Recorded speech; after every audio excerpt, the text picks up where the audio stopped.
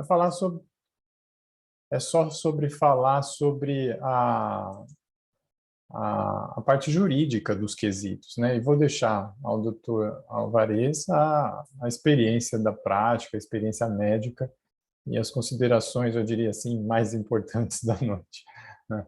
Então, vamos fazer o compartilhamento aqui. Eu penso que já deve estar compartilhado agora, sim ou não? Está compartilhando de uma ou duas telas, Alvarez?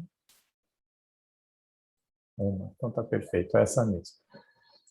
Bom, a primeira coisa que eu faço a lembrança quando a gente trata dos quesitos é lembrar que ela está inserida na matéria de provas, né? Tudo que existe em relação à matéria pericial só existe porque existe a necessidade de se produzir uma prova.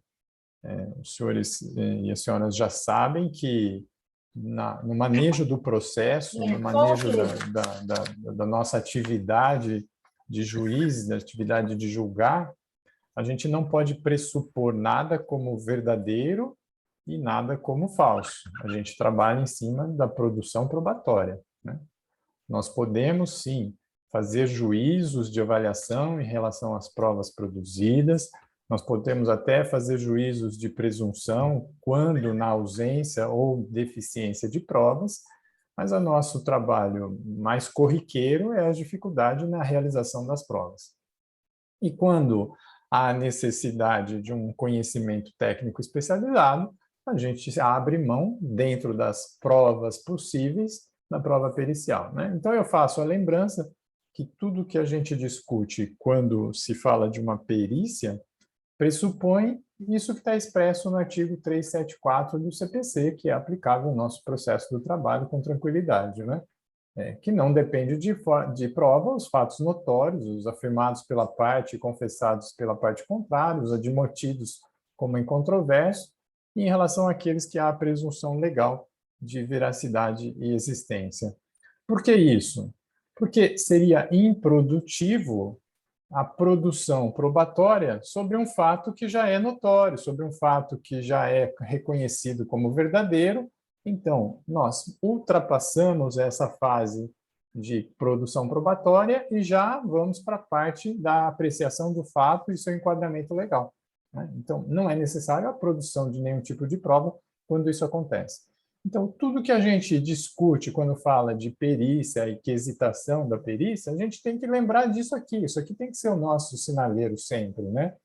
Esse fato que eu estou querendo indagar neste quesito é um fato notório, é um fato reconhecido pela parte contrária, é um fato já presumido verdadeiro? Então eu não preciso do quesito, né? Então é por isso que a gente já começa alertando sobre isso. Quando a gente fala de quesitos, a gente está inserido no objeto da prova processual, né? E dentro da prova, das possibilidades possíveis de prova, a pericial, né? Então, a gente só vai fazer uma prova pericial quando for necessário o conhecimento técnico, né? Então, lá no CPC também, a prova pericial consiste em exame, vistoria ou avaliação, né? Aqui a distinção meramente teórica, meramente doutrinária, a distinção entre exame e vistoria. O senhor já conhece, o exame é de um objeto ou uma pessoa, enquanto a vistoria, para a melhor parte da doutrina, envolve imóveis, envolve dependências, né? E avaliação, a gente está falando de quantificação de valor, a gente está falando da atividade, por exemplo, na Justiça do Trabalho, desempenhada pelo oficial de justiça, que é também avaliador. Então, ele precisa avaliar, colocar um valor em determinado bem ou determinada situação jurídica. Para isso, existe essa perícia de valoração, conhecida perícia de avaliação, né? Só que o juiz vai indeferir a perícia quando a prova do fato não depender de conhecimento especial de técnico, quando for desnecessário em vista de outras provas, em vista de outras provas, ou quando ela for impossível. Então, eu junto esses dois artigos, né, que eu transcrevi aqui, como nosso cenário de fundo, nosso pano de fundo. Não vamos delongar investigação, não vamos delongar cogitações se os fatos não estiverem inseridos nesse universo. Fatos controvertidos, fatos que dependem de conhecimento especializado, fatos em que não foram admitidos como um fato incontroverso. Então, a gente não precisa se preocupar em quesitação quando esses fatos estão fora deste cenário que nós abordamos aqui, né? Na sequência, eu faço a distinção dos quesitos, né, como 3 tipos. Os quesitos são de 3 tipos. Tem os quesitos iniciais, né, que são os previstos no 465 do CPC. Depois nós vamos encontrar os quesitos suplementares, que eu já me refiro na sequência sobre ele, e, por fim, os quesitos de esclarecimento. Então, temos aqui doutrinariamente essa distinção. Os quesitos iniciais são esses que nós estamos acostumados e ele representa a quase totalidade, por assim dizer, do material de trabalho dos peritos, né? Que é a razão de ser do nosso encontro de hoje, né? Esses quesitos são aqueles que a parte tem o direito de fornecer ou indicar, de apresentar, sempre que é determinada a realização de uma prova pericial. Vejam que interessante, quando se fala no artigo 465 do CPC, uma vez que o juiz determine a realização da prova pericial, seja por sua própria iniciativa, como um ato de ofício, seja por requerimento de uma das partes, uma vez que o juiz determine a realização da perícia, ele sequer precisa abrir para a parte contrária, ou para as partes, melhor dizendo, o prazo para a apresentação dos quesitos.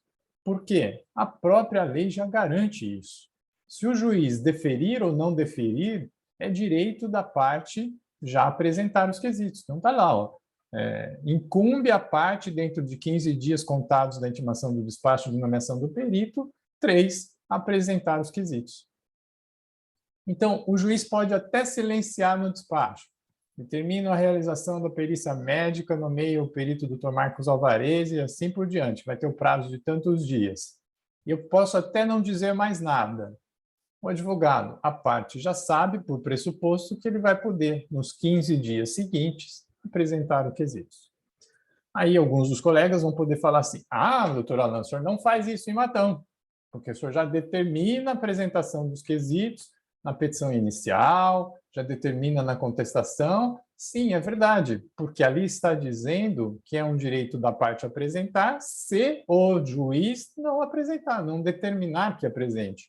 Agora, se antes disso o juiz, na sua atividade de condutor do processo, já falou, olha, o melhor momento para apresentar o quesito é esse, o senhor tem a liberdade de apresentar, nada impede que isso aconteça. Agora, cá para nós, aproveitando que estamos gravando, eu tenho que controlar bem os meus impulsos de ser sincero, assim, ou pelo menos em confidências, né, tratar de inconfidências. Os senhores não vão jamais ter um processo obstado de apresentar quesitos pelo fato de que nunca não foi observado, por exemplo, com a petição inicial, né?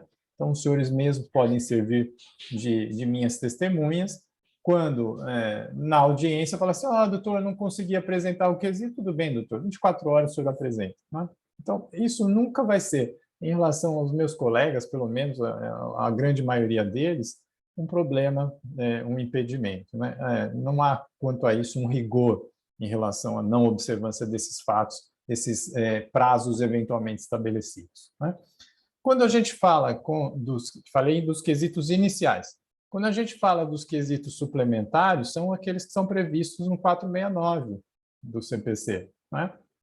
Que são eles, aqueles apresentados durante a diligência, imaginando a situação que o doutor Alvarez esteja realizando um exame pericial, verificando a documentação apresentada, e surge uma dúvida lá, não é? O advogado que, porventura, esteja acompanhando aquele ato, se permitido foi pelo perito, ou o assistente técnico, melhor dizendo, da parte, que esteja, porventura, acompanhando aquele ato pericial, pode fazer verbalmente, naquele momento, um quesito. Olha, doutor, eu gostaria que o senhor acrescentasse no objeto do seu estudo a seguinte questão, né? Então, é um quesito suplementar durante a diligência. Até mesmo a doutrina vai assegurar a possibilidade de, mesmo após o exame pericial, antes da apresentação do laudo, imagina então, o Dr. Alvarez fez o exame do periciando, mas ainda não completou o laudo, ainda não apresentou. Nesse interstício, a parte poderia apresentar um quesito suplementar. Né? Obviamente que uma vez que o perito apresentou o seu trabalho, já não cabe mais perito suplementar. Né? Aí a gente vai para o terceiro tipo de quesito, que seria o quesito de esclarecimento. Esse vai ter previsão no 477 do CPC, e aí que já vai estar tratando da fase de esclarecimento do laudo, né? Que é aquilo que os senhores estão mais acostumados a fazer também com o nome de impugnação. Eu vou apresentar impugnação ao laudo pericial, nós estamos falando impugnação ao trabalho do perito, não vamos impugnar o perito, não é? Ele é um profissional da minha confiança, da confiança do juiz, não é? E para isso ele foi nomeado. Quando se impugna o trabalho do perito, é para que aponte algum defeito, alguma falha momentânea que possa ter tido, e a parte poderá, então, indicar de uma forma clara, objetiva, aquilo que está em dúvida. Olha, o perito afirmou que o reclamante apresenta uma fratura no tornozelo, mas concluiu que ele não está incapacitado. Surge daí uma dúvida para mim. Qual o efeito da fratura na constituição física desse trabalhador? Né? Isso é um quesito de esclarecimento. É legítimo fazer essa pergunta, por exemplo, e o perito vai ter a responsabilidade e a gentileza de responder. Né? Então, vejam, nós temos peritos, os quesitos iniciais, os quesitos suplementares apresentados na diligência, durante o exame, e os de esclarecimento. Não é? Até aqui é uma questão meramente doutrinária, mas que vale a pena conhecer para saber que é um direito da parte a apresentação. Não é? O fato de apresentar os quesitos não quer dizer que eles vão ser necessariamente respondidos pelo perito. Não é? Por quê? Da mesma forma como acontece nas audiências de instrução, quando uma das partes, um dos advogados, faz uma pergunta que foge daquele pressuposto que nós colocamos lá, o fato tem que ser fato controverso, fato pertinente, fato relevante e fato que depende de conhecimento especializado, eu poderia indeferir o quesito. Né? Então, da mesma forma como eu indefiro o quesito ou a pergunta irrelevante, impertinente ou incontroversa em audiência, o juiz também tem a incumbência, não estou falando aqui de poder, estou falando de incumbência, de indeferir aqueles quesitos que são impertinentes ou que são desnecessários ao esclarecimento da causa. Né? Apenas um exemplo aqui, cerebrino, puramente cerebrino, né? Imaginando que na constatação de um exame de uma necessidade, olha, o reclamante está dizendo que ele é incapacitado para o trabalho porque ele sofreu uma lesão no punho esquerdo. Né? Aí o perito faz toda a sua apreciação, analisa o caso, conclui, e aí vem um quesito de esclarecimento, por exemplo, dizendo o perito poderia dizer se ele está bem fisicamente em relação ao tornozelo direito? Né? Veja, fato impertinente. Nada tem a ver com o julgamento da causa, né? Que estava discutindo o punho esquerdo. Então, incumbe ao juiz, nesse caso, indeferir esse quesito, que nem passa a apreciação do perito. Está aqui também bastante tranquilo. E aqui devo dizer que não é comum, né, pelo menos não é corriqueiro no dia a dia dos colegas, o indeferimento de quesitos. Né? Devem perceber, por exemplo, né, na maior parte das varas onde trabalhei, Américo, Araraquara, Penápolis, Andradina, Matão, não há o hábito do juiz indeferir quesitos. Né? Às vezes até alguns peritos podem ficar bravos comigo, mas como o senhor deixou passar esse monte de quesito? Né? Mas não é um hábito fazer o indeferimento de quesitos, né? É menos aqueles que são mais grosseiros mesmo, né? Apenas ressalvando, não sei se ficou bem claro aos senhores, que na sequência das exposições, nós vamos abrir para debates, abrir para perguntas, né? Então, se houver alguma dúvida daquilo que eu estou falando, anota aí direitinho, ou passa no chat aí, a Érica vai separando e a gente volta para apreciá-las depois, não é? Aí, de uma forma prática, eu imaginei aquilo que, como juiz, né, que é o meu papel aqui, representar a opinião de um juiz, e aqui eu não estou falando da opinião do Poder Judiciário, senhores, por favor.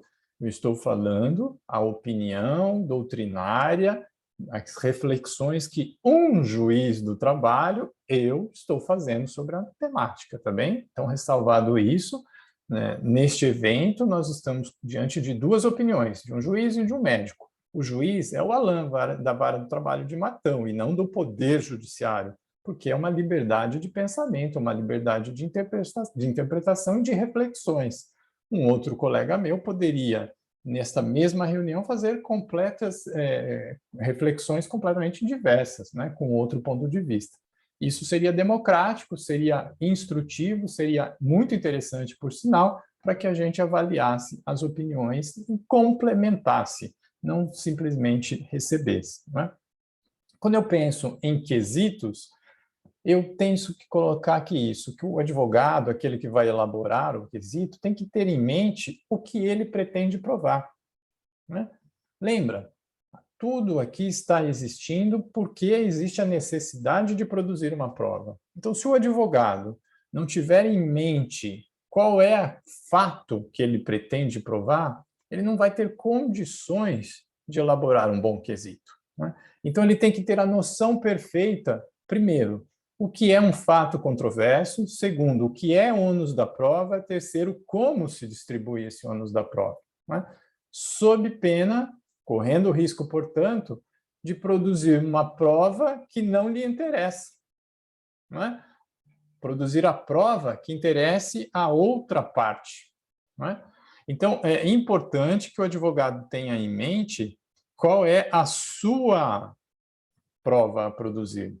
Porque, com base nela, é que os quesitos deveriam ser elaborados. O segundo aspecto que eu imagino como necessário para se elaborar os quesitos é que o advogado tenha o mínimo de conhecimento sobre aquela matéria que ele está investigando, aquilo que ele está querendo saber, né? Para não correr o risco de perder a oportunidade de ser útil.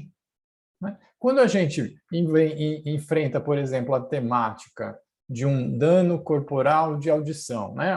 Perda auditiva induzida por excesso de ruído. Né?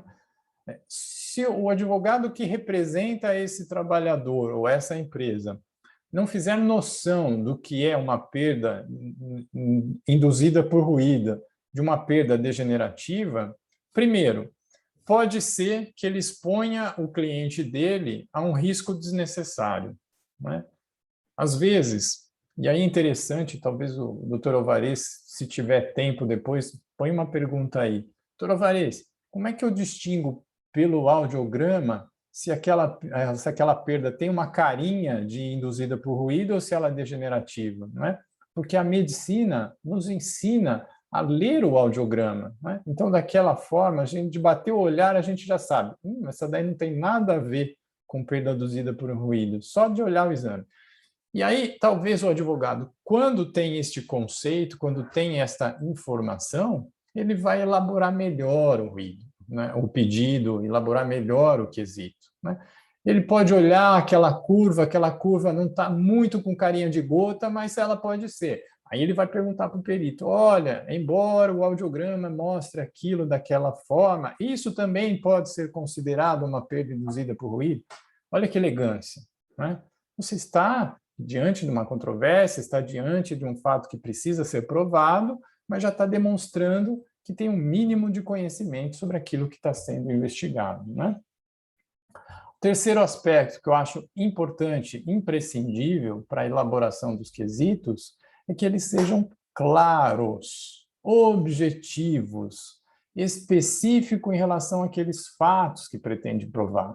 O exemplo que eu dei antes serve aqui também. Se o trabalhador está com problema e a queixa inicial dele é perda de capacidade em relação aos membros superiores, às mãos, aos ombros, ao cotovelo, que seja, não perca tempo perguntando da coluna, perguntando o tempo do joelho, do quadril, dos pés, porque aquilo não é objeto de análise pericial. Está fora do campo da análise pericial naquele processo, né?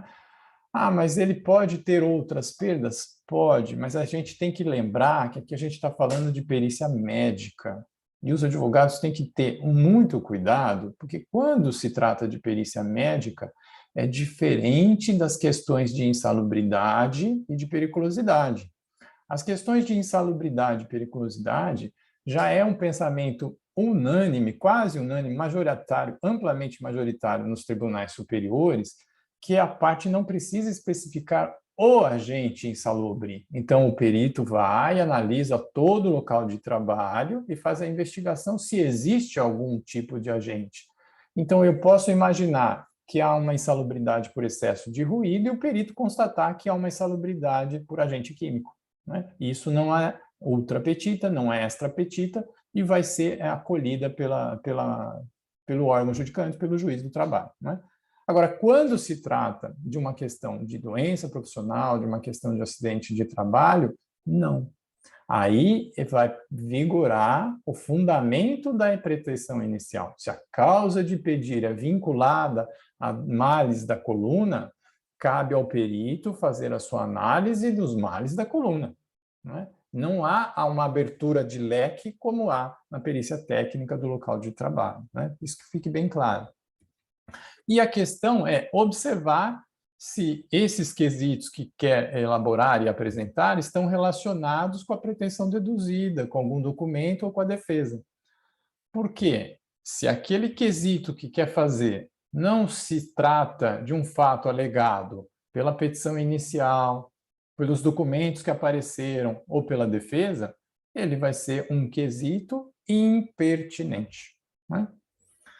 Aí eu destaquei os riscos, os principais erros, né, que eu identifico no dia a dia nos quesitos que eu aprecio, né? Eu acho que isso pode ser útil, né, essa minha abordagem, e aqui nesse ponto eu reforço a minha fala inicial de que eu não estou fazendo a apreciação do trabalho de ninguém. Eu estou fazendo teorias ou aplicando reflexões sobre fatos que analiso no dia a dia com o objetivo de tentar auxiliá-los a melhorar a qualidade do trabalho, que já é de grande qualidade. Não faço aqui julgamentos de nenhum trabalho, então, se algum dos colegas fizerem erros ou cometerem erros, aquilo que eu acho erros que eu tenha mencionado aqui, não é uma fala dirigida aos senhores, é uma fala puramente doutrinária, conceitual, com objetivos acadêmicos puramente, tá bom? Faço essa ressalva.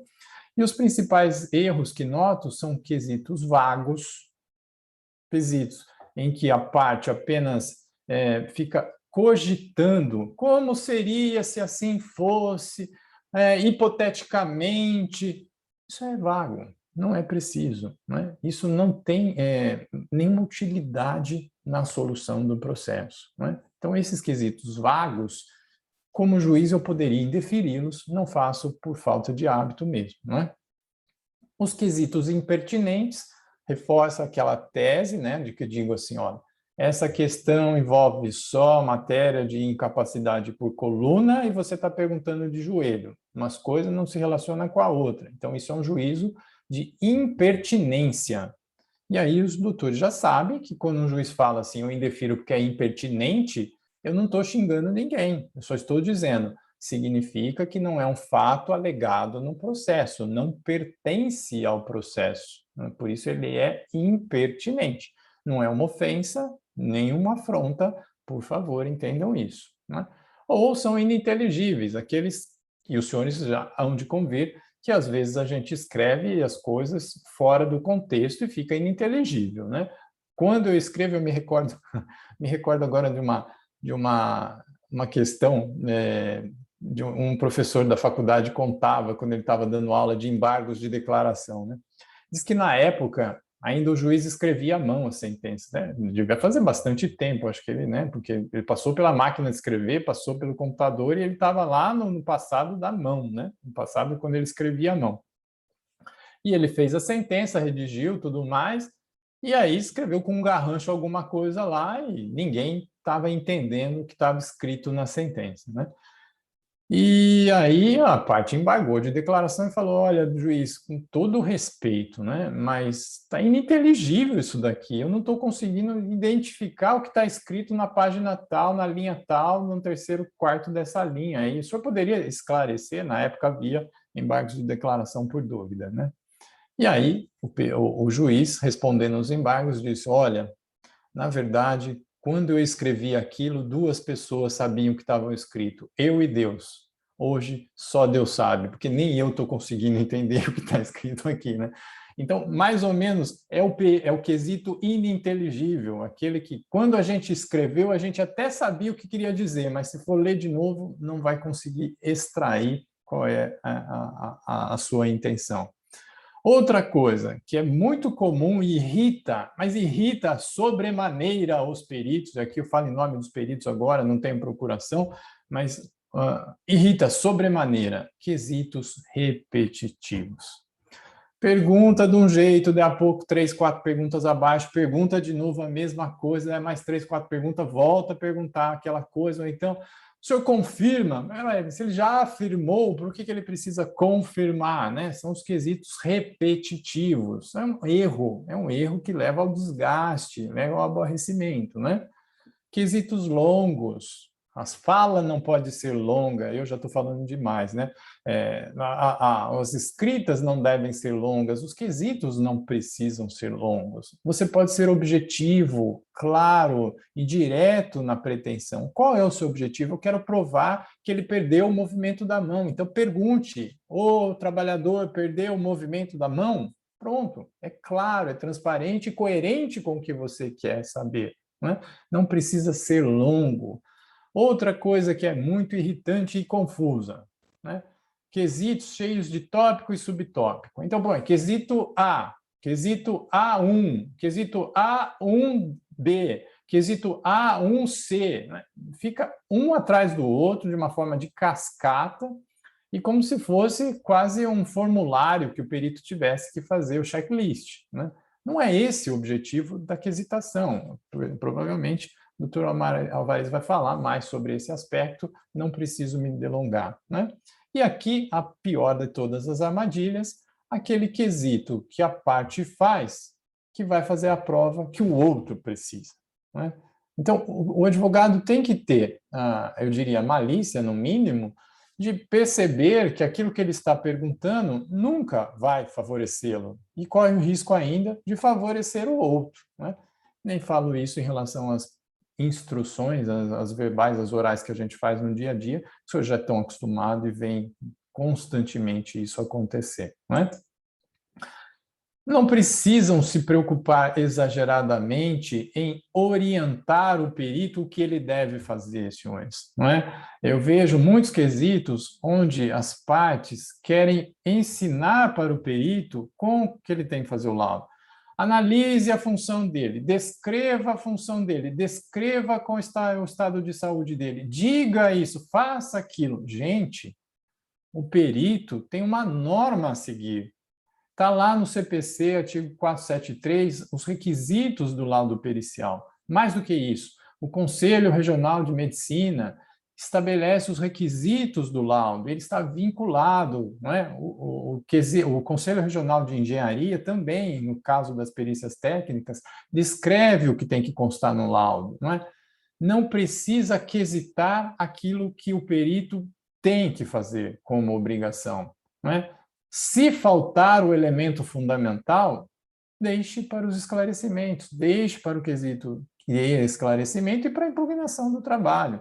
Agora, delongar, fazer 15, 20 quesitos, descrevendo o que vai ter necessariamente no laudo, é completamente desnecessário e talvez aqui eu esteja usando de uma palavra que pertence a perito e não a juiz, deve ser muito chato, né? E aqui, em contrapartida, eu vou fazer aqui o atendimento aos anseios da classe dos advogados, encerro a minha fala longa com essa ponderação, e nisso vai aqui, não uma crítica ao perito, ressalvo ainda mais, não é ao doutor Alvarez, mas como um conceito que se deve lembrar, né? O quesito, uma vez que elaborado, bem ou mal elaborado, diga-se de passagem, gostariam que todos fossem bem elaborados, mas pode acontecer que o quesito não seja tão bem elaborado, ele precisa ser respondido. Não é? Então, não pode ter respostas simplesmente remissivas. Não é aceitável a parte que faz o quesito ler lá, ver item 2, ver item 4, ver item 5, ver item 7, ver item 9, ver conclusão. Não, o quesito é para ser respondido. Ele tem que ter uma resposta clara em relação àquilo que foi claramente perguntado. É uma obrigação ao perito, né? Sob pena de nulidade do trabalho pericial e ter que refazer, né? Também não pode ter resposta vaga, do tipo, já respondido, já apreciado, já afirmado. Isso é vago, né? Resposta padrão também, não é? Repetiu a questão anterior, já respondido de novo, já falei. Reporte-se ao laudo. Não pode ter. E as respostas inconclusivas. Quando a gente fala em resposta inconclusiva, naquilo que é possível concluir, obviamente, né? Porque alguns trabalhos periciais podem chegar à conclusão de que, olha, há indícios disso, mas não pode ser afirmado isso. Eu já vi laudos que tive que decidir com base em juízos assim, porque o profissional da área dizia, olha, aqui os fatos conduzem a essa convicção. Mas daí a afirmar que isso que aconteceu, eu não posso afirmar. Né? Então, dá uma cara de que é inconclusivo? Não, não é inconclusivo. Está dizendo que no limite do conhecimento científico da época, aquilo poderia ser, sim, uma dúvida. Né? Neste caso, o que eu estou referindo é que aquela resposta inconclusiva que não é válida, não é esperada. Quando, por exemplo, o perito, um dia desses, não, já faz muito tempo, peguei, onde falava assim, olha, pode ser que seja assim. Espera aí. Se é para o perito falar pode ser que seja assim, eu não preciso de perito, né? Então, eu deixo do jeito que está e julgo do jeito que está, porque aí tudo pode ser, né? Então, isso é inconclusivo. Senhores, essa era a abordagem que eu gostaria de fazer e fiz. Peço desculpas mais uma vez pelo ultrapassar do tempo, não era esse o objetivo, queria ser um pouco mais sucinto, até porque no final do dia estamos todos cansados, mas eu queria falar desses aspectos que considero necessários, né? Lembrando e reforçando, é uma questão de prova. Como prova depende se é controvertido, se é relevante, se vai ser útil para o processo. Os quesitos têm que lembrar isso sempre, né? Por que eu estou perguntando isso? Se é só para cumprir o prazo, gente, não precisa. Não gera nulidade não ter quesito.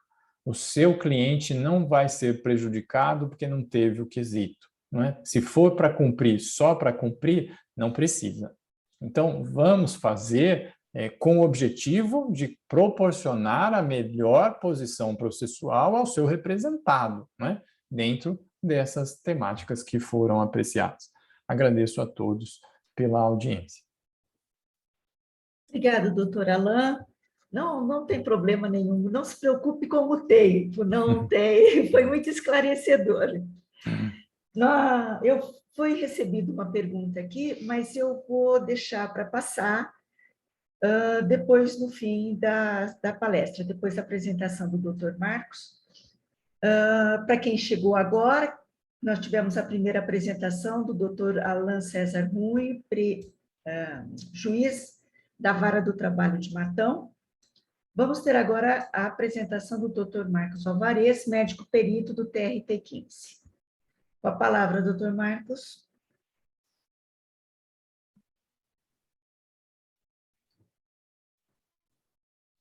Boa noite a todos.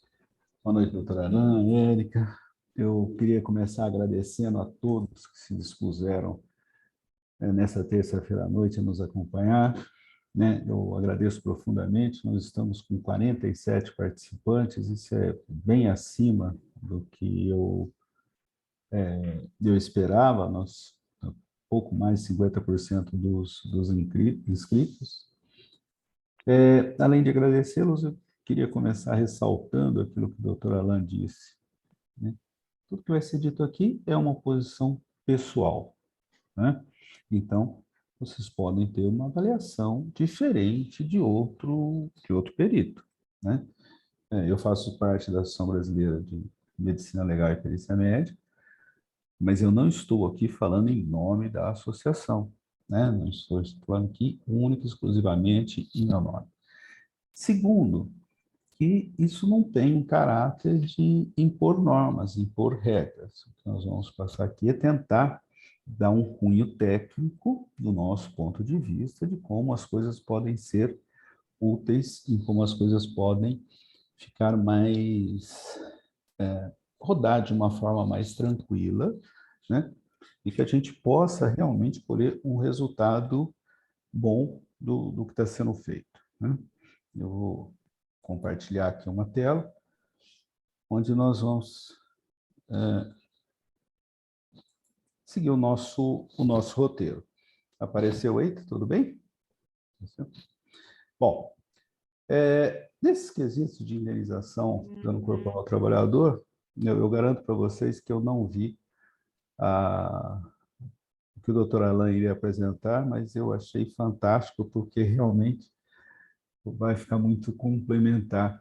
E eu acho que esse é o primeiro ponto, né? Existe a função do perito, existe a função do juiz, né? Daí vai uma notificação. O perito tem que se ater a fazer perícia, e a perícia é uma questão técnica, ponto final. E é essa a visão que eu vou tentar passar para vocês, né? Nós temos o que dizer que quesito, toda vez que se fala em quesito, eu noto uma certa ansiedade por parte dos advogados, né? Quesito gera essa ansiedade. E para vocês terem uma ideia de como eu vejo esse problema, esses dias, num grupo de peritos, houve uma pergunta lá se alguém tinha quesito para a coluna. A pergunta não é cabível, né?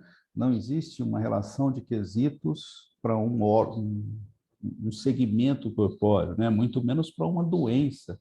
Existe sempre a necessidade da especificidade, daquilo que o Dr. Alain disse muito bem. Olha, o que é que nós estamos discutindo? Para que nós estamos aqui, né? E eu classifico, uma classificação puramente pessoal, os quesitos em 3 tipos: os quesitos genéricos e os quesitos específicos, né? Logicamente, nos quesitos genéricos, a gente vai buscar uma especificidade, mas essa especificidade, que é a doença em si, nem sempre ela é acessível. Mas, através dos quesitos genéricos, nós podemos suprir, na maior parte das vezes, questões específicas, que nem sempre o advogado tem. E o terceiro tipo de quesitos são os não relacionados, né? São aqueles quesitos que eles não vão interferir na lide, né? São os quesitos também chamados de quesitos impertinentes, no sentido de que não pertence à lide. Eu creio que talvez a maioria não saiba, mas perícia, ela é regulamentada do ponto de vista do Conselho Federal de Medicina. Tá, esse daí é a nossa Bíblia, né? E eu queria destacar o artigo 55, que perícia é a arte de ver e registrar, ver e descrever. O grande doutor Oscar Cini diz que perito não crê e nem cria, né? Não me é dado o direito de crer em qualquer coisa quando eu estou sendo perito, né? Eu tenho que descrever o que eu estou vendo, né? O que eu vejo, o que eu constato. Não é o que eu fiquei sabendo, não é o que eu ouvi dizer, não é o que eu acho, não é o que o fulano falou, né? Isso precisa ficar muito claro para que a gente possa entender algumas coisas que eu vou dizer aqui para frente, que é a minha função, que é a função de todo perito. né? E o doutor Alain colocou muito bem, né? O conteúdo de um laudo, ele está pré-definido, né? Isso a gente aprende desde o 4º ano da faculdade, 3º ano da faculdade, né? Existe uma consulta médica, ela tem uma forma, né, que é história, exame físico, exame complementar, hipótese diagnóstica, diagnóstico, né? A perícia é a mesma coisa e segue mais ou menos o mesmo roteiro. O ato médico tem o mesmo roteiro, de forma geral, e, lógico, contando com a especificidade, né, daquela. No nosso caso aqui, nós vamos falar das perícias trabalhistas, e o meu roteiro, não, ele está baseado nessa legislação, mas ela reflete a minha forma de trabalhar, a minha maneira de raciocinar, né? Alguns peritos, eles vão distribuir essas informações de uma outra forma, né? Vai estar aqui, outro vai estar lá, mas o conteúdo tem que ser o mesmo, né? No frigir dos ovos. Então, esse daqui é o que é como o meu laudo tem, né? Como ele vai se caracterizar, né? Então, quem é quem, o que a pessoa tem, né? As considerações, conclusão e quesitos. Eu optei por levar essa apresentação da seguinte forma, mostrando para vocês a estrutura do laudo, no sentido de que vocês aprendam que laudo não pode ser de qualquer jeito, né? Quem tem um pouco mais de experiência há de lembrar que, no passado não tão distante assim, pegava-se lá a perícia médica, eram ainda os processos físicos, né? Você abria lá na página da perícia médica, estava escrito 1, não, 2, sim, 3, não, né? Aí você tinha que procurar onde estava o quesito, né? Ler o quesito num volume, ler a resposta no outro para tentar entender o que está acontecendo. Isso é inadmissível numa perícia médica. A perícia médica ela tem que ter um começo, um meio e fim, tem que ter lé e cré, né? Então, nós temos que entender que a perícia médica, ela cresceu e cresceu muito no Brasil, né? Nos últimos 10 anos, 15 anos. Então, não se aceita mais esse tipo de laudo. Em contrapartida, não existe mais lugar para que o perito, para que os quesitos definam o laudo. Eu até entendo que nessa época você tinha que perguntar esse tipo de coisa para você ter uma lógica, né? Hoje não, isso é inaceitável, né? É dentro desse princípio que eu vou falar. Então, aproveitando essa questão de tópico, eu penso que o objetivo, é aquela parte que ninguém lê, né? Mas é o fundamento da perícia médica, né? Eu tenho que ver e reportar. Eu tenho que ver e descrever. O juiz e as partes têm que entender o que eu vi e o que eu escrevi, né? Para isso vai culminar, o primeiro ponto é num diagnóstico. Se na perícia você não encontrar um diagnóstico pericial, existe um erro técnico no laudo, né? Não dá para a gente começar uma conversa sem que haja diagnóstico. Ora, a pessoa não tem uma doença ou não tem qualquer dano. Acabou a perícia. Acabou. Né? A perícia, ela morre. Uma vez que exista uma doença, uma vez que exista o dano, aí nós passamos para a segunda questão, que é o nexo. Faz parte do trabalho pericial discorrer pelo nexo. E aqui, não coloquei que eu acho que esse tema nexo causal merece uma outra reunião nossa, eu espero que a gente consiga fazer mais algumas, então eu não vou me delongar muito nessa história. Mas diante de uma doença que não tem nexo, também acabou a perícia. Também acabou a perícia. Porque se a gente for, uma vez que exista nexo, aí nós vamos fazer a avaliação de dano, né? Imagina, se você ou não tem doença, ou uma patologia que não tem nexo, quando se faz a avaliação de danos, a única coisa que você vai conseguir é um tumulto processual, né? Que nós vamos começar a discutir coisas diferentes em locais diferentes. Uma pessoa, por exemplo, ela pode estar inválida, incapaz para o trabalho, está lá aposentada pelo INSS, mas que não tem um nexo com o trabalho. Então, a perícia trabalhista vai parar na questão do nexo. E o nexo, gente, começa pela etiopatogenia da doença. Toda doença existe um conjunto de causas possíveis. Quando a etiopatogenia afasta o nexo, morre o nexo. Se é possível que esse nexo seja do trabalho, aí continua. Tudo bem? Então, esses são os 3 pontos do quesito. Não existe mais nada que você possa quesitar. Todo o resto vai ser não relacionado. Todos os quesitos vão estar relacionados a diagnóstico, anexo e a dano. Fora essas 3 questões, eu não consigo imaginar nada que seja pertinente, que vá levar um esclarecimento da lide, né? Portanto, esses 3 elementos, eles são sequenciais e dependentes. Sem diagnóstico não tem nexo, sem nexo não tem avaliação de danos. E eu espero que isso fique bem claro, porque isso é o que norteia o raciocínio, isso é que vai nortear o raciocínio do advogado, né?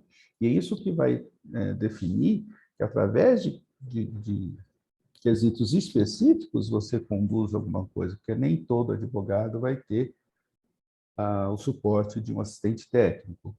Se bem que, graças ao bom Deus, a gente já começa a ver assistente técnico orientando o advogado dos 2 lados, né? Eu sonho o dia que seja rotina eu receber um periciado com um assistente técnico de cada parte. Eu acho que isso vai melhorar e muito os trabalhos periciais. Pois bem, e aí tem uma metodologia, está lá no CPC, o CPC tem que dizer qual é a nossa metodologia, nós somos obrigados a fazer, né? E a metodologia, ela é basicamente clássica, né? Que é o estudo dos autos, das informações, profissiografia, de atividade, história clínica, exame físico, exames complementares e documentos. Então, isso faz parte do laudo. Se o laudo não tiver metodologia, ele é um laudo com erro técnico, tá certo? Então, não há que se quesitar disso. Identificação. Não tem como fazer laudo sem identificar. Tanto o periciado quanto a reclamada, quem é quem, né? Então, nome, idade, sexo, né? Isso tem que estar lá, isso não precisa ser alvo de quesito. Doutora Alain disse que algumas coisas irritam o quesito, mas tem coisa que é chata mesmo você responder, né? Você imaginou, você tem que responder a idade do cara para o advogado dele, né? Qual é a escolaridade da pessoa? Mas tem que fazer parte isso do laudo, né? E não é matéria da perícia médica. O perito não, ele pode relatar qual é a escolaridade que o indivíduo disse para ele que tem. Mas eu não vi isso. Eu posso só relatar. Isso não é matéria da perícia médica. Entenderam por que é importante a questão do ver e relatar, né? Ver e reportar, né? E tem algumas coisas que eu vejo, que eu constato, que eu defino, que eu concluo, né? Outras eu relato. Eu não tenho como saber se aquela informação de escolaridade é verdadeira ou não, né? Bom, as características do periciado, né? Se fuma, se bebe, escolaridade, dominância, se é canhoto, se é destro, se pratica ou não esporte, a profissiografia. Quando o trabalhador me oferece, eu tenho acesso à carteira de trabalho, eu posso ter uma ideia melhor dessa profissiografia. Mas isso é um dado documental, né? Acessível a todos os atores processuais. Isso não, isso lógico é importante para as minhas conclusões, né? Vamos lá. Então, meu laudo vem assim, vai ter a identificação das partes, vai ter as características do periciado, e depois nós vamos fazer um resumo dos autos, os exames e documentos que já estão ali apostados, que têm interesse processual. Lógico que, às vezes, você tem lá números atestados sem relação com o que está sendo discutido, né? Então, esse tipo de documento ele não tem interesse para os autos, mas a gente tem que ver, até para decidir não colocar alguma coisa, a gente viu, né? Bom, características do trabalho, né? Características do trabalho, as informações, a gente tem duas fontes, né? O que o trabalhador nos diz e o que a reclamada documentou, através do PPP, do PPRA, de análise ergonômica do trabalho, e também a partir da vivência do perito, né? Eu sou médico do trabalho há um pouco mais de 20 anos, tenho uma certa experiência com fazer programa de prevenção de riscos, fazer análise ergonômica, então eu sei muito bem quais são os riscos de um torno, né? E torno é torno, né? Quando o torno mecânico muda, quando ele vira um CNC, aí ele já não é mais o torno, ele já vai ter outros riscos, né? Então, existe o conceito dessa experiência, né? Fui médico do trabalho de uma grande produtora de laranjas, então, avaliar a colheita de laranja é algo do meu dia a dia, né? Como o tratu faz buraco, né? Tratu não faz buraco para baixo, né? Se ele fizesse buraco para baixo, ele morria afogado quando chove, né? Então ele vai fazer um buraco, depois ele vai ter a sua inclinação e por aí fora. E existe aquela coisa de senso comum, né? Por exemplo, gerente de banco. Todo mundo mais ou menos imagina como seria isso, o professor, ou um perito, um advogado, um juiz, tá? Mas essas são as fontes de informação. E vocês veem que ela vai ser ou informada ou documentada, não é? Portanto, o que eu vou poder fazer é descrever o que eu estou vendo. Aí depois tem história, tem os antecedentes pessoais, os antecedentes familiares, exame físico, análise de exames subsidiários. Se algum exame foi apresentado no momento da perícia que não consta nos autos, ele sistematicamente é fotografado e é colocado como anexo nos autos, né? E lógico que também é apresentado para o assistente técnico, né? No momento ou depois no auto. E aí a gente tem o diagnóstico pericial. E é em função do diagnóstico diferencial que o laudo vai ser conduzido daí para frente. E o diagnóstico pericial, ele todo ato médico é de responsabilidade do perito. A gente responde pessoalmente por todo ato médico, qualquer ato médico, isso é da medicina, né? Portanto, eu sou responsável pelo meu diagnóstico, por fundamentar meu diagnóstico, pelas minhas decisões. E nem sempre o diagnóstico pericial é o mesmo diagnóstico do médico assistente. Não é? Né? E o que o perito deve fazer? Ele tem que fundamentar suas próprias conclusões, né?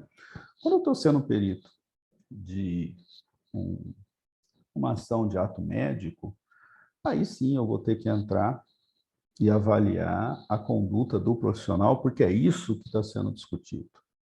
Numa perícia trabalhista, eu não vou discutir isso, não faz parte dos limites da lide, né? Então, alguns quesitos do tipo, por incrível que pareça, isso existe, o atestado colocado é fraudulento, né? é impertinente, não tem relação nenhuma com o que nós estamos discutindo, né? E eu fundamentei a questão. E aí vai se estabelecer o nexo. E o nexo, gente, parte pela etiopatogenia da doença, né? E depois disso, em função do contexto, né? Eu vou ter muito prazer em falar uma coisa de nexo, porque eu acho que é de uma relevância muito grande, muito grande. O que é nexo médico, o que é o nexo jurídico, a diferença entre o nexo médico e o nexo jurídico, porque muitas vezes eu sou questionado por nexo jurídico, né? E eu não vou adentrar, se um dia eu adentrei, foi erro meu, né? Então, eu não vou poder me manifestar sobre culpa, né? Ou poder me manifestar sobre dano moral, onde não existe doença. Isso não é matéria do médico, né? As definições jurídicas de causa e concausalidade são jurídicas, não são médicas. São médicas. Nós falamos de causa componente. Para a gente é muito difícil haver uma patologia com causa única, né? Mas como eu não resisto, eu vou dar um exemplo aqui. Vamos pegar uma doença conhecida, a tuberculose, né? Então, do ponto de vista jurídico, talvez a causa, né, única da tuberculose fosse o bacilo da tuberculose. Né? Para o médico, isso não é verdade. Né? O bacilo da tuberculose é uma coisa necessária, mas nem sempre é ele que determina se a doença vai ou não acontecer. A maioria dos seres humanos já tivemos contato com o bacilo da tuberculose e não desenvolvemos a doença. A última epidemia de tuberculose que teve no Brasil foi causada pela AIDS. Foi a síndrome da imunodeficiência humana que diminuiu a resistência das pessoas e eclodiu, né, a nossa última epidemia de tuberculose. E agora nós estamos vendo um aumento do número de casos de tuberculose em função da pandemia, tá certo? Então, do ponto de vista médico, esses conceitos são muito interessantes, mas isso necessariamente tem que ser um outro encontro. E aqui a avaliação de danos, né? A avaliação de danos, ela também segue um padrão.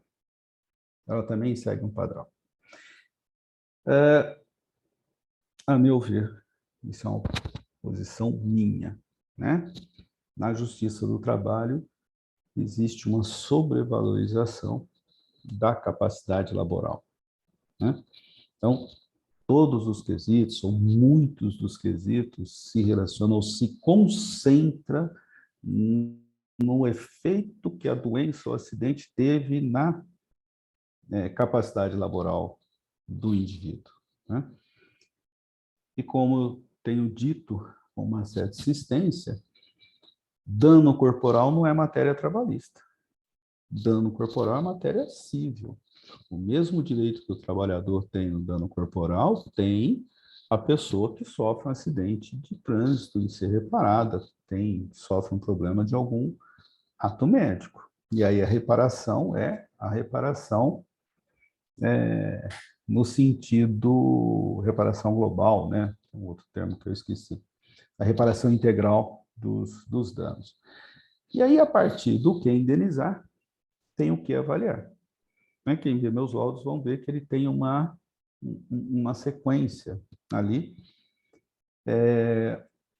E isso eu estou dizendo para falar, olha, as coisas não estão lá por um acaso, né? Existe um porquê, né, daquilo, que é o que indenizar e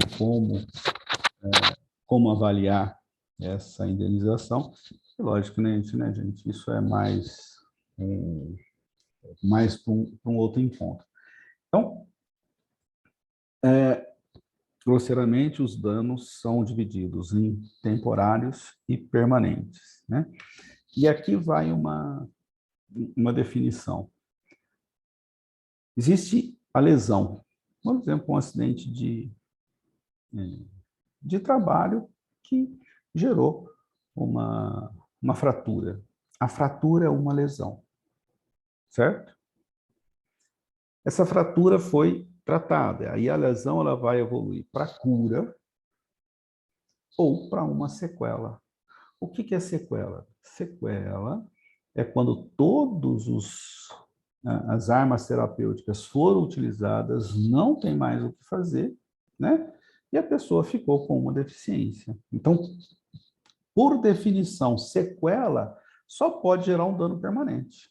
Senão, não é sequela. Nós ainda estamos na fase de lesão, nós estamos falando dos danos temporários, né? Essa é uma confusão que eu vejo com uma certa frequência, do que seja lesão e do que seja sequela. Sequela é aquilo que sobrou, é aquilo que vai ficar, né? Usando um exemplo bem elementar, né? A pessoa tem um traumatismo no dedo, né? Onde se faz a reconstrução, né? Se tenta a reimplantação disso, isso tudo nós estamos na fase de lesão. Aí, um mês depois, aquilo necrosa e obriga a uma amputação. A partir do momento que amputou, não tem mais o que fazer. Isso ele passa a ter uma sequela. Às vezes, a sequela é imediata. A prensa pegou a mão do sujeito e já decepou os dedos, né? Isso é uma coisa mais imediata. Mas essa diferença eu acho importante, por enquanto. E aí tem uma coisa que é a conclusão do laudo, né? A conclusão do laudo, eu costumo fazer os laudos com 3 pontos, que é o resumo de tudo isso. Primeiro, onde eu situo o problema, quem é o periciado, né? Então, o periciado tem 30 e poucos anos, é destro, tem esse grau de instrução, a função dele é tal, e ele pleiteia isso, né? A prova pericial concluiu que ele tem isso, né? E essa conclusão, se tem nexo ou não, e se tiver nexo, a avaliação dos danos, né? Há muitos anos atrás, uma juíza me colocou como desafio, algo muito difícil, mas eu tento, né? Teoricamente, se você ler a conclusão do meu laudo, você deveria ter uma ideia muito boa do que aconteceu, né? Então, assim, olha, o que foi colocado como problema, qual é a matéria em discussão, né? Qual foi a conclusão do diagnóstico, se tem ou não nexo e os danos. O nexo nem sempre ele está totalmente repetido na conclusão, porque às vezes o nexo ele exige um tempo maior. Então ele está no item anterior, que na consideração médico-pericial, né? Mas é por uma questão de espaço mesmo. Você não pode ter uma conclusão de 2 páginas. Aí já não é mais conclusão. Tá certo? Então, se vocês lerem a minha conclusão, não entenderam o processo. Se leu o tópico anterior, que é considerações médico-periciais, e também não entenderam, eu falhei. Meu laudo não está bom, né? Porque todos os outros componentes do laudo, eles servem para fundamentar por que se chegou aqui, o caminho, né? Lógico que eles precisam ser lidos para que você possa entender. O que não dá para fazer? Não dá para fazer, e essa é a impressão que me dá algumas vezes, que a pessoa não quer ler o laudo, né? E quer ler os próprios quesitos e que esses quesitos respondam todas as suas dúvidas. Não vai dar certo.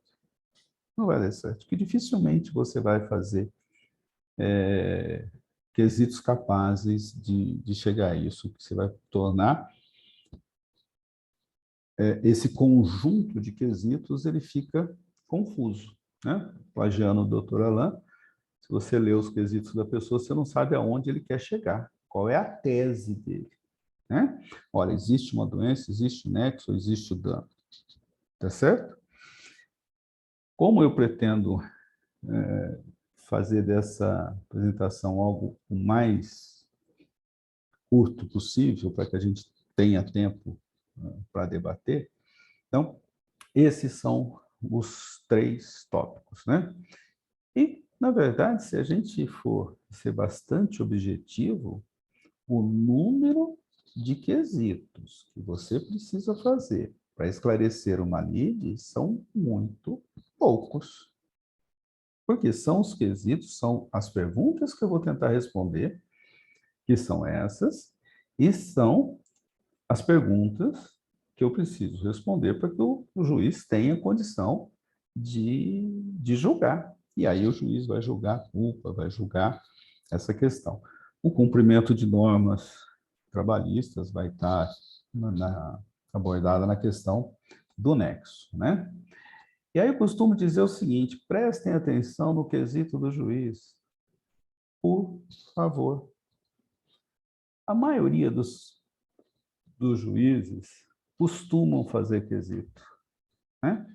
E o que o quesito do juiz ele mostra? Ele mostra quais são, ele revela a maneira de pensar do magistrado, ele revela aquilo que o magistrado mais valoriza. E o que eu noto é que esses quesitos, de forma geral, eles compõem realmente aquilo que precisa ser respondido, né? Eles não precisam ser repetidos. Não tem sentido, né? Aí o juiz pergunta se existe causa. Responde, tem. Aí o juiz pergunta se existe concausa. Não.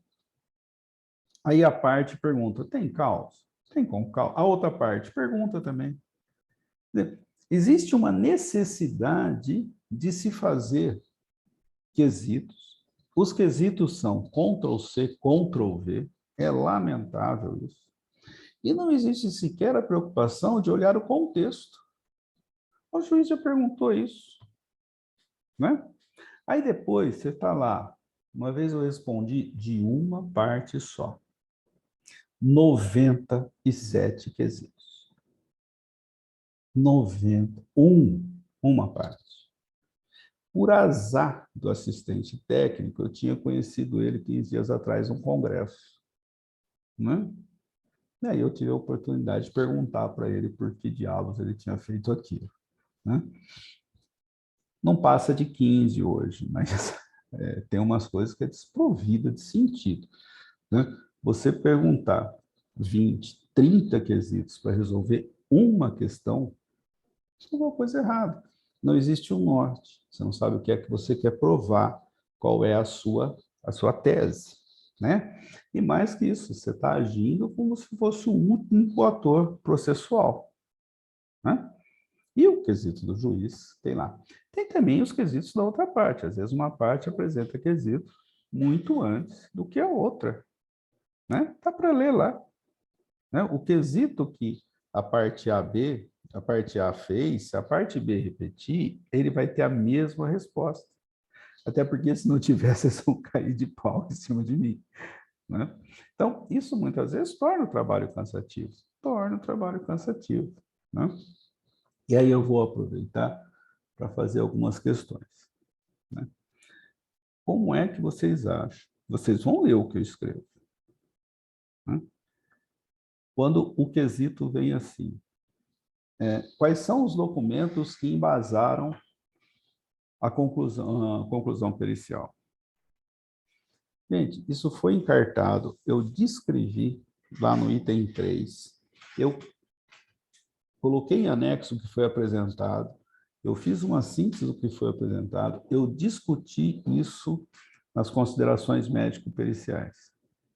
Então, se eu tiver que responder isso, né, organicamente, eu vou ter que repetir o laudo.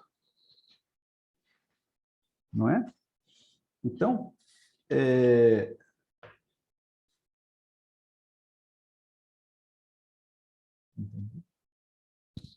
bom, então, existem alguns quesitos que não tem como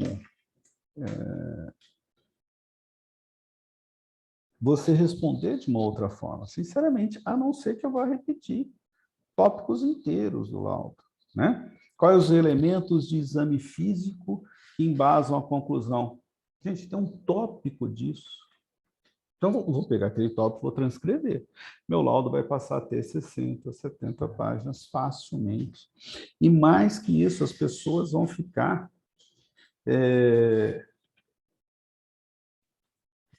Obrigado. As pessoas vão ficar perdidas, né, na leitura. O laudo vai ficar incompreensível. E existe um esforço muito grande para que o laudo seja conciso, claro, objetivo. É o conciso, claro e completo. Não é fácil, é difícil para a gente. Escrever uma carta longa é muito mais fácil, né? Então, essas repetições desnecessárias, né, é que acabam levando a algumas respostas do tipo, por favor, item 5, isso está disposto no item 5, é um tópico do coisa.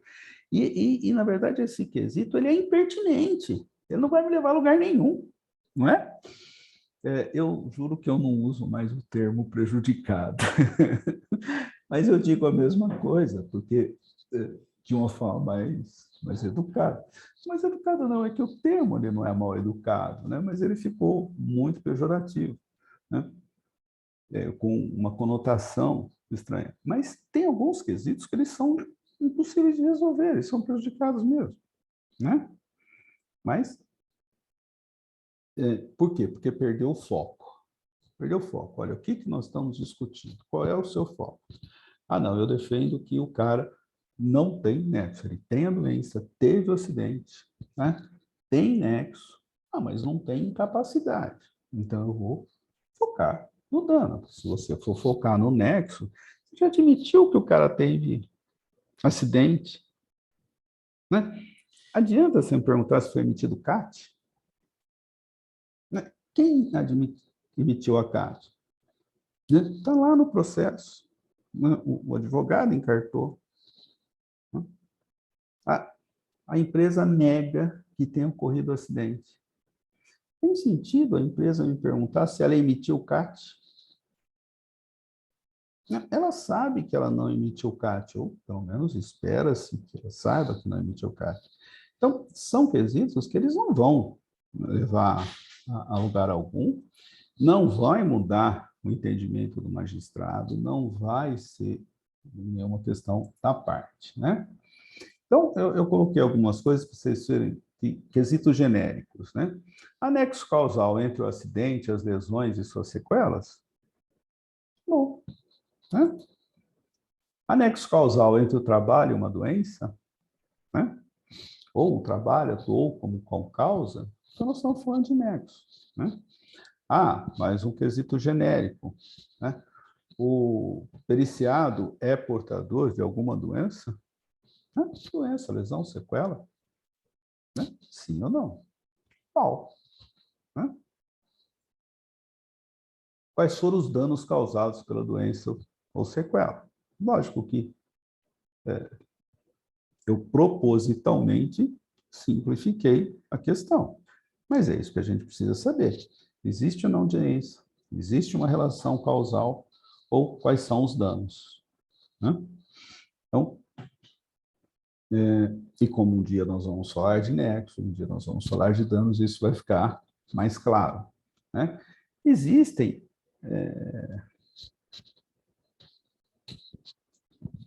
quesitos específicos. Os quesitos específicos, eu entendo que é mais difícil para o advogado fazer. Né? E aí ele vai ter que ser assessorado por um assistente técnico. Né? Entendo agora, é uma crítica, eu acho que é uma forma das pessoas trabalharem, a gente trabalha tradicionalmente assim. O assistente técnico das reclamadas, que normalmente são quem tem assistente técnico, ele é chamado para ser assistente técnico quando a pessoa já apresentou a contestação, né? O juiz já marcou a perícia, né? E muitas vezes os quesitos já foram feitos. Então, essa parte específica, ela é perdida. Então, como entrar com uma ação? Né? O que é que eu tenho que escrever numa ação para que ela tenha coerência técnica. O que é que eu devo fazer? Qual é a forma de colocar o problema? Né? Os advogados, os autores costumam reclamar, também já virou um chavão. Ah, o autor não tem dinheiro para pagar assistente técnico. Eu realmente não sei. Se vê que alguns advogados que já começaram a fazer isso, eles já começam a ter esse tipo de assessoria, mas a assessoria do assistente técnico, ela é um assunto específico, gente. Um dia nós vamos discutir dano corporal na Justiça do Trabalho, mas desde que não seja mais na questão do direito processual trabalhista. Nós vamos fazer isso em separado só com direito civil. Né? E aí vocês vão ver que entrar com uma ação de dano corporal não é a mesma coisa do que dos outros componentes da Justiça do Trabalho. O doutor Alain lembrou muito bem a questão da insalubridade. Né? Você entrar com um pedido de insalubridade é uma coisa absolutamente diferente de entrar com um pedido de dano corporal. Então, com muita frequência, a gente pega uma inicial sem esse tipo de assessoria. Mas a gente pega as contestações também. Né? Fica a discussão de dois leigos falando com uma coisa que eles nunca ouviram que está acontecendo, né? E perde muita dessa chance. Né? Então, por exemplo, a pseudartrose do escafoide ocorre imediatamente após o trauma. Isso é um quesito específico. Né? Quesito específico. Só para o esclarecimento, a resposta é não. Né? Então, se um sujeito tem um trauma hoje, na mão, vai no médico, o diagnóstico dele é de pseudartrose, né, do escafoide, com certeza não foi por aquele trauma. Porque existe um hiato de tempo para a pseudartrose ocorrer. Né? Então, essas questões específicas, lógico que eu entendo que isso há necessidade de uma assistência técnica, né? De uma forma mais consolidada. E essa que eu penso ser a grande dificuldade do advogado. Mas aí se você se concentra no que é que você quer? Você quer provar a doença ou quer provar que a doença não existe? Né? Por exemplo, essa questão da doença, muitos advogados confundem a alteração de escrita em exame de imagem com doença. Não é. Não é. Né? Particularmente, nós estamos vivendo na era dos exames de imagem de alta resolução. Né? Para vocês terem uma ideia, o exame de ressonância magnética teve um impacto negativo no tratamento das patologias das dores crônicas de coluna. Quer dizer o seguinte, que hoje a gente trata pior do que se tratava na década de 60, o resultado dos tratamentos, a despeito da ressonância. Por quê? Porque ela mostra um nível de detalhes e as pessoas começam a considerar doenças coisas que não são. Então, mas eu reforço aqui, meu desejo de um dia cada parte ter um bom assistente técnico, eu acho que todos nós vamos ganhar. Né? E aí, para minha surpresa, existe uma conduta que está aumentando de frequência. A gente começa a ver, alguns anos atrás havia muito pouco, né? Isso em algumas cidades acontece com um pouco mais de frequência, mas já está nisso, que é o seguinte: a parte informou que não apresentará quesitos, tendo se reservado, né, o direito a fazer quesitos complementares, suplementares ou de esclarecimentos. Né? Em tese, esses escritórios esperam um laudo, porque o laudo tem que ter uma série de pré-requisitos, e em cima desses requisitos, né, ele vai defender a tese. Olha, o que não ficou bom para mim, o que não ficou bom. Ele não está deixando de fazer quesitos porque ele é bonzinho. Né? Na verdade, o que ele está tentando é não dar tiro no pé, né? E vai ser específico um pouco mais, né? Isso tem aumentado, lógico que está longe de ser uma prática comum, mas a gente percebe que nos últimos 2, 3 anos isso está aumentando. E aí eu coloquei como exemplo o resto, né? São os não relacionados, né? Qual é a profissão do autor? Está lá no meu, ele colocou, está na inicial, está na contestação, está no resumo, né? E aí quem pergunta isso? Ah, eu tenho que perguntar isso para ver se o perito analisou? Não tem sentido, não tem sentido. É igual imaginar que o juiz vai sentenciar alguém se levar em consideração a idade, sexo, escolaridade, né? Não tem muito sentido, né? E algumas coisas eu só posso transcrever aquilo que me informaram. Escolaridade, não tem jeito, né? Não é, eu não vi, estou reportando, né? Não é, o perito não vê uma coisa, ele não constata essa coisa, né? Descreva do outro perito hábitos pessoais do reclamante no tocante a atividades domésticas, cotidiano, prática de esporte, atividade de lazer e outras. O perito não tem como responder a isso. O máximo que o perito faz é transcrever o que lhe foi informado. Tá certo? Né? Lógico que a gente transcreve, lógico que a gente pergunta, isso faz parte do laudo, mas a gente tem que começar a separar o que é informação médica, o que é aquilo que o perito pode e deve, né, fazer, né? Olha que interessante. A doença do reclamante pode ser controlada com o uso de alguma medicação a ponto de suprimir sua incapacidade, ou seja, curar totalmente a enfermidade. Ora, incapacidade e enfermidade são duas coisas totalmente diferentes. Totalmente diferentes, né? Então, você pode ter uma droga, e com certeza você tem, que controla a incapacidade. O hipertenso é assim, né? Quem tem pressão alta, se não tratar, vai estar na hipertensão, não vai poder, por exemplo, fazer um esforço maior, né? Então, incapacidade e cura, a presença de doença e incapacidade são duas coisas diferentes.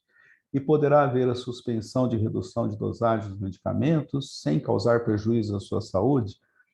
Não tem relação, né? Como é que isso vai influir numa lide? Né? Concorda?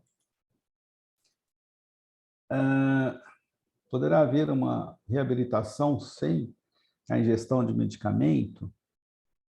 Não. São duas. O próprio quesito, ele se contrapõe, né? Ele mistura reabilitação com gestão de medicamento. Qual é o índice de progressividade de uma doença?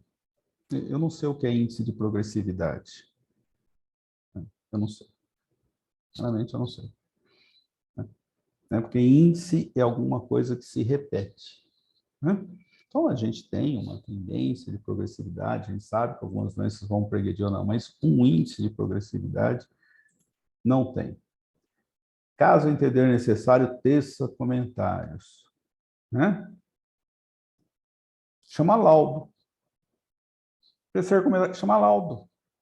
Laudo. Tem começo, meio e fim, tem que ter lé com cresce. Se não tiver, ou outras coisas que o perito deseja falar, chama laudo. Chama laudo, tem que ter lá, né? Aí eu sou obrigado a ver. Então, terceiro comentário. Descritos no corpo do laudo. Né? Senão, eu vou ter que repetir o laudo aqui. Né? O diagnóstico está fundamentado em critérios técnicos. Quais documentos? Gente, todo diagnóstico tem que estar documentado em critério técnico, senão não é diagnóstico. Quais documentos? Mas desde quando o diagnóstico é baseado em documento? Então, nós vivemos uma cultura, né, de se fazer quesitos que serve para tudo, e é Ctrl+C, Ctrl+V. Pelos quesitos, você sabe quem está fazendo, né? Então, todo diagnóstico é isso. Essa é boa. Em que data foi realizada a perícia? Ou o juiz marcou e o cidadão pediu para o periciado ir lá, ou o cidadão pediu para o assistente técnico ir lá, né? Ou o perito marcou e também o assistente técnico foi marcado, né? Essa daqui é interessante, porque ela tem dois lados, né? A empresa cumpria todas as normas de segurança e prevenção indicadas na legislação e outras normas técnicas aplicáveis? Eu não tenho como responder isso, porque a perícia médica não faz auditoria de cumprimento de normas técnicas de saúde e segurança. Então, qual é o problema dessa pergunta? É o todas. É o todas. Existe uma pergunta muito pertinente, né, que é o seguinte: existe indício de descumprimento de norma técnica relacionada com caso em discussão? Aí é diferente. Aí é diferente, né? Num caso de Paíra, eu já coloquei lá em cima, olha, por que foi fundamentado, né? Tem que existir uma perda compatível, tem que existir um tempo de exposição, tem que existir uma exposição efetiva a ruído, mas aí você está perguntando especificamente, né? A pessoa perdeu o dedo numa prensa. Bom, desde 2003, o Estado de São Paulo, ele tem, antigamente, o que era chamado de Programa de Prevenção de Risco em Prensas e Similares. É uma série de conjuntos que, no final das contas, a área de proteção da prensa tem que impedir o acesso de qualquer parte do corpo. Então, hoje, isso tudo está sintetizado na NR12. Né? Então, o próprio fato do acidente ter ocorrido vai indicar um descumprimento de norma técnica, está lá na NR12, a gente conforme, né? Descreva o acidente sofrido. Gente, perito, descrever significa que você só pode descrever aquilo que você está vendo. Você só pode descrever aquilo que você é testemunha, ou de alguma forma você pode documentar. Eu posso descrever uma doença, eu posso descrever um diagnóstico, né? Mas eu não posso descrever um acidente sofrido. O perito, ele só vai poder saber o que o periciado disse a ele, o que está escrito na CAT, o que está escrito numa investigação de acidente. Lógico que você vai fazer uma análise crítica de todo esse tipo de informação. Eu só estou querendo aqui chamar a atenção para o termo descrever. Se for usar esse termo descrever, lembre-se que a gente só descreve, né, aquilo que a gente ou está vendo, ou que a gente se responsabiliza, ou que é uma informação técnica. O resto é informação, né? Descreva com claridade. Eu não estou descrevendo, eu estou relatando o que me foi informado. No setor de trabalho do reclamante, ocorreram casos semelhantes nos últimos 5 anos? A resposta honesta é não sei. Porque isso foge ao objeto da perícia. Isso foge ao objeto da perícia. A NR7 diz que o serviço médico da empresa tem que fazer esse levantamento. Tem, está lá, a gente pode entrar nesse tipo de conversa. Mas é impossível para uma perícia técnica que faz uma questão específica responder isso. O reclamante ou a reclamada concorreu com culpa? Não, quem decide culpa é o juiz. Eu posso até dizer, olha, o acidente ocorreu, existe uma norma de segurança que diz isso, que a área de prensagem deveria estar protegida, citar lá a coisa da norma, mas se isso foi culpa de A ou de B, não é minha função, não é função do perito. Né? E se eu responder objetivamente a essa pergunta, eu estou extrapolando as minhas funções. Tá certo? Né? Só lembrando aquela que nós falamos lá, inclusive, das normas técnicas, né? Das normas legais de saúde e segurança. Mas o perito também pode se manifestar sobre normas técnicas que estejam relacionadas com o caso. né? Vou dar um exemplo. Durante uma palestra, um juiz contou um caso que, segundo ele, o amargurou muito, né? Era uma empresa X, onde a atividade do trabalhador, ele tinha que desligar uma válvula de pressão e depois abrir uma outra válvula. Um belo dia, ele não desligou o esvaziamento de pressão, abriu, né? Tomou um banho de água quente no rosto. Bom, foi um inferno todo. E a dúvida do magistrado era distribuir a questão de culpa, né? De distribuir que isso não é médico, né? Então, quanto que ele ia atribuir à empresa, quanto ao trabalhador, né? No caso, se tivesse feito um quesito genérico sobre existe alguma alteração, no caso específico, de alguma norma legal ou técnica, então, para o perito, essa dúvida não teria sido nenhuma, porque existe uma norma técnica, não é legal, que você precisa colocar um bloqueio nesse tipo de situação, né? Que se você tem que fechar uma alavanca para depois abrir o outro, é só uma questão de tempo para que esse erro ocorra. O ser humano não foi feito, né, para se manter uma tensão durante 8 horas por dia, durante 30 anos. Então, a norma técnica diz que esse bloqueio tinha que ter sido feito. Então, essa angústia do juiz foi porque ele não tinha o conhecimento dessa norma técnica. Então, o que não dá para a gente dizer é se houve toda, né, se existe, ele cumpriu todas as leis. Isso teria que fazer uma auditoria, e seguramente eu não faria essa auditoria para saber se cumpre todas as normas. E aí, aproveitando o embalo, se a empresa tinha SESMIT, CIPA, né, técnico de segurança, não vai mudar em absolutamente nada, né? Eu não tenho condição de dizer isso, e muito menos de dizer qual é a qualidade desse serviço.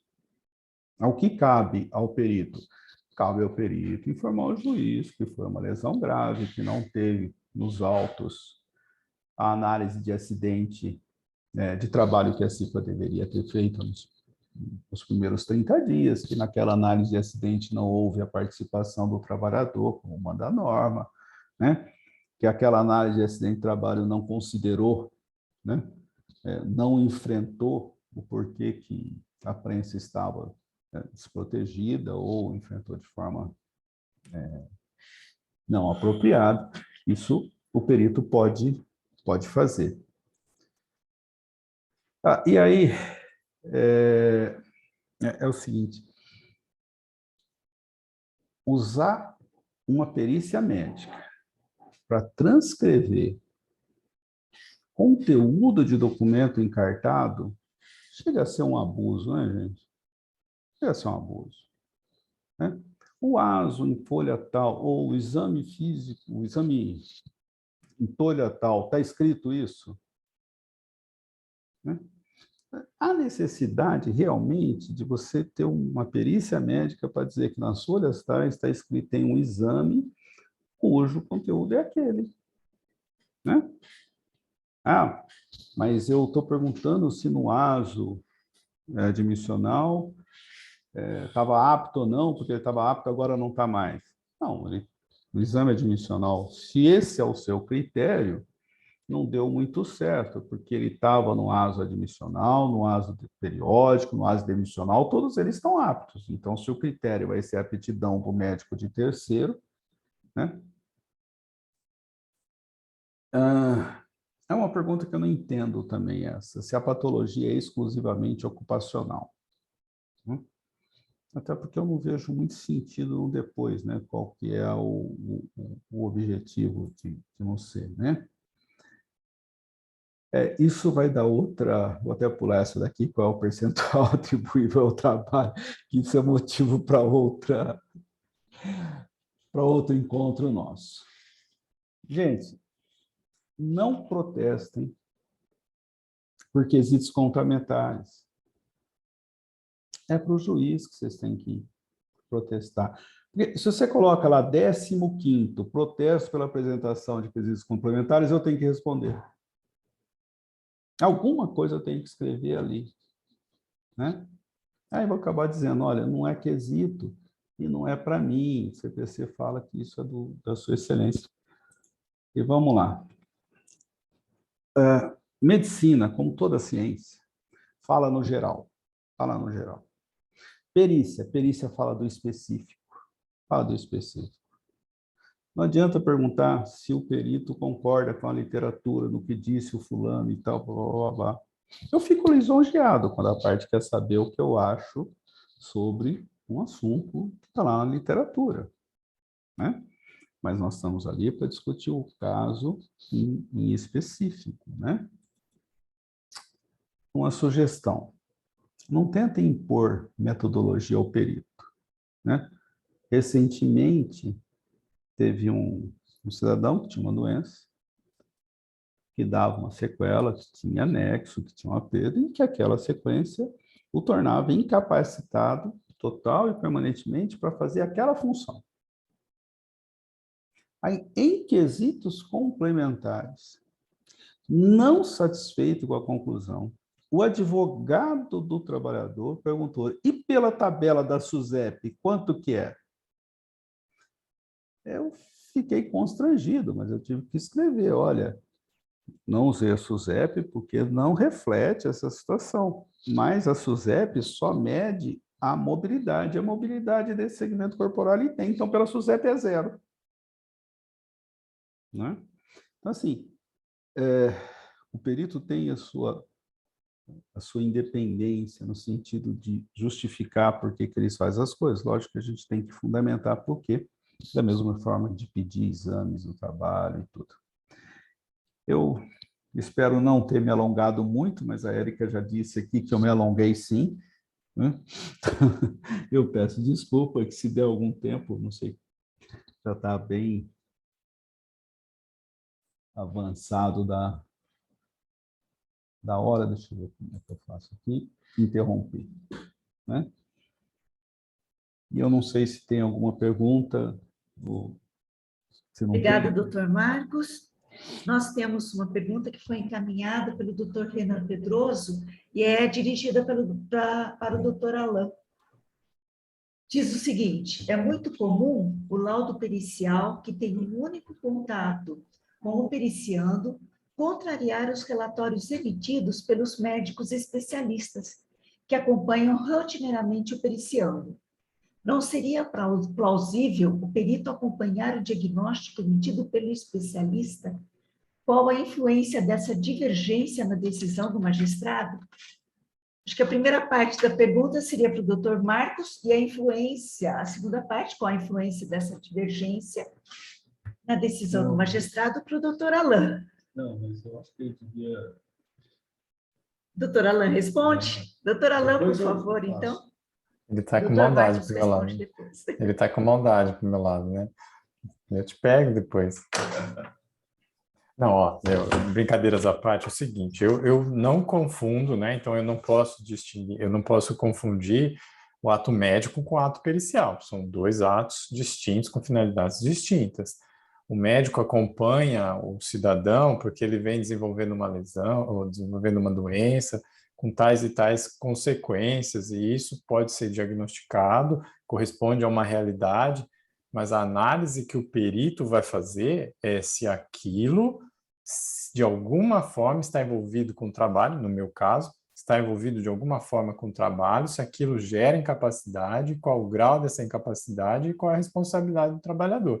Então, pode ser que não haja coerência, e isso é puramente legítimo, como o doutor Alvarez colocou. Por exemplo, o perito analisa o exame de imagem e diz assim, olha, ele tem lá escoliose, ele tem lordose, ele tem hiperlordose, não sei o quê, e está tudo descrito, é uma grande realidade, né? E não dá para fugir daquela tomografia.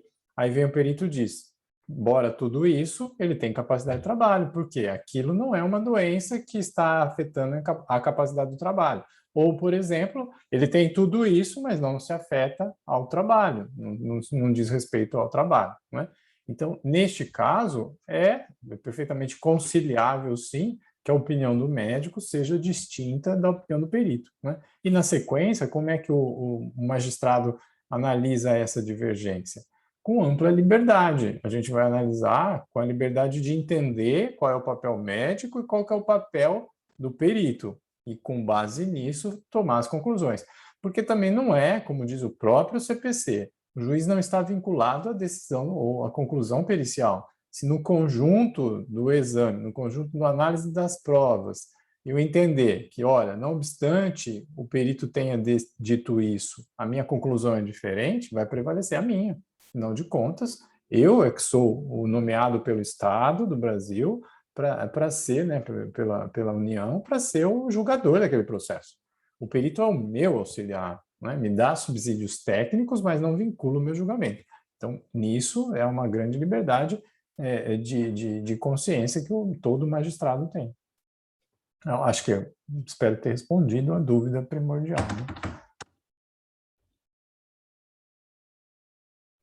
né? Respondeu sim, ficou muito bom.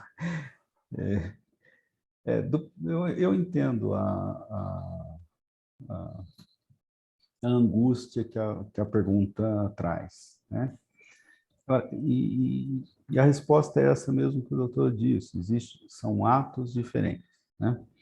O médico assistente tem um objetivo, né? O perito tem outro.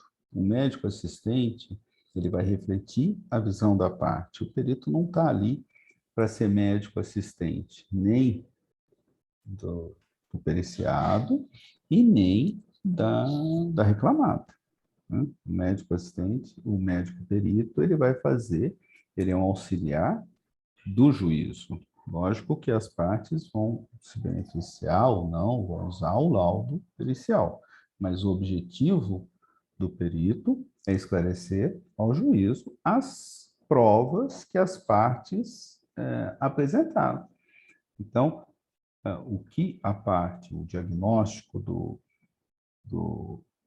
médico assistente tem é uma prova que a parte apresentou. Agora, para que o juiz avalie essa parte, ele costuma indicar um perito do juízo. E o perito vai analisar essa prova e vai dar o seu parecer, né? E não, nem sempre ele é compatível.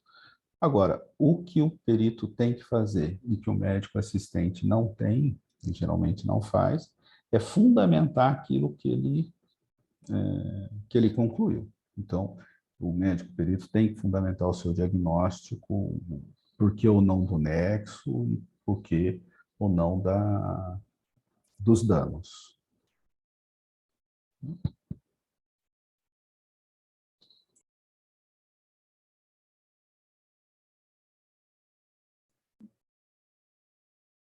Bom, nós não temos nenhuma pergunta pelo chat.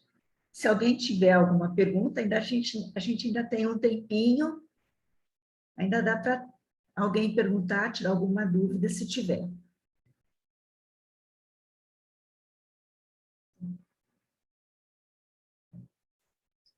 Ninguém? Então, ao CEMEP, Centro Matonense de Estudos Periciais, agradece a disponibilidade do Dr. Alain, do Dr. Marcos Antônio, por nos darem essas horinhas, né, descrevendo um pouco sobre os quesitos periciais no dano corporal do trabalhador. Nós agradecemos a presença de todos e esperamos nos encontrar novamente numa nova apresentação. Boa noite a todos, muito obrigada. Boa noite, parabéns pela iniciativa. Até logo. Boa noite a todos. Boa noite a todos. Boa noite, obrigado pela participação de todos, foi um prazer muito grande. Boa noite a todos. Boa noite, obrigado ao doutor Marcos, ao doutor Alain e todos os companheiros aí da live, foi de grande valia, parabéns, esclarecimentos, doutor Alain, né, doutor Marcos, muito obrigado pela iniciativa aí de todos aí. Boa noite. Obrigado a vocês aí pelo comparecimento. Boa noite, muito obrigada a todos. Muito técnica, clara e precisa em todos os termos. Obrigada. Obrigado. Bom, vamos encerrar então. Então, boa noite. Tá? Obrigado por tudo, obrigado, doutor Alain, obrigado por todo mundo que ficou aqui firmemente até agora. Tá? Fiquem com Deus. Obrigado, bom descanso a todos. Boa noite, bom descanso a todos. Foi um prazer, produtivo. Bom. Boa noite, parabéns pela palestra aí. Obrigado, Tantan.